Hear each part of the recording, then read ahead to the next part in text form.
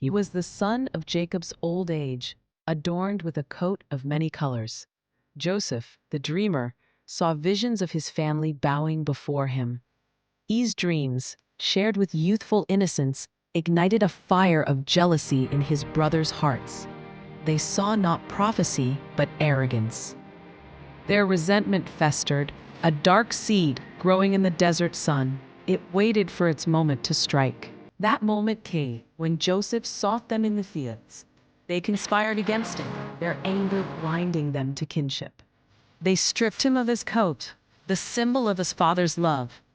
They cast him into a pit, leaving him to despair. Then, seeing a caravan bound for Egypt, a colder plan formed. They pulled him out, not for mercy, but for profit. They sold their own brother into slavery for 20 pieces of silver. His prize faded as the caravan moved south. In Egypt, Joseph was bought by Potiphar, an officer of Pharaoh. Despite his circumstances, a divine favor rested upon him. Everything Joseph touched prospered. Potiphar saw this and entrusted his entire household to the young Hebrew slave. Joseph managed affairs with wisdom and integrity. He found favor in the eyes of his master, but his virtue also attracted unwanted attention. Potiphar's wife desired him, and when he refused, she falsely accused him. Innocent, yet condemned, Joseph was cast into the king's prison. The chains replaced the coat of favor. Here, among criminals and outcasts, his spirit might have broken. But even in the dungeon, his character shone through. The keeper of the prison saw his capability and placed him in charge of the other prisoners. Joseph found purpose even in confinement. Among his fellow inmates were Pharaoh's cupbearer and baker, both troubled by dreams. Joseph, guided by a higher power, interpreted their visions. He told the cupbearer he would be restored to his position. He told the baker he would be executed. Both interpretations came true. Joseph asked the cupbearer to remember him upon his release. But once free, the cupbearer forgot the man who had foreseen his freedom. 2 years passed. Joseph remained in the darkness, seemingly forgotten by the world. Then Pharaoh himself was troubled by dreams.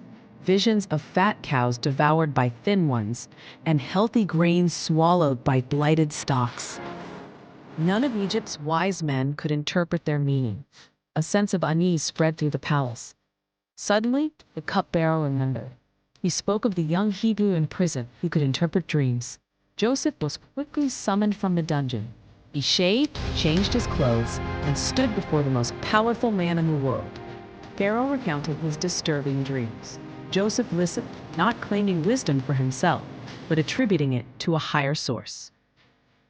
He explained that the dreams foretold 7 years of abundant harvest, followed by 7 years of severe famine throughout the land. He advised Pharaoh to appoint a wise man to gather and store grain during years of plenty to prepare for the coming scarcity. Pharaoh recognized the wisdom and spirit within Joseph.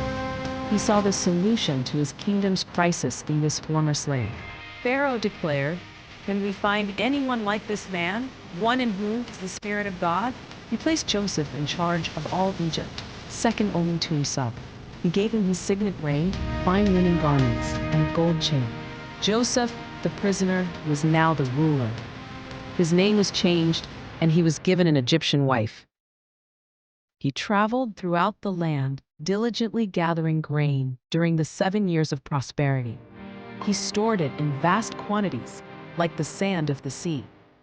When the famine struck, just as he predicted, it was severe across all lands. But in Egypt, there was food. People from all nations came to Egypt to buy grain, for the famine was dire everywhere. Joseph, the boy who dreamed of his family bowing, now held the power to save them and countless others from starvation. His journey from the pit to the pinnacle was complete, a testament to resilience, integrity, and divine purpose.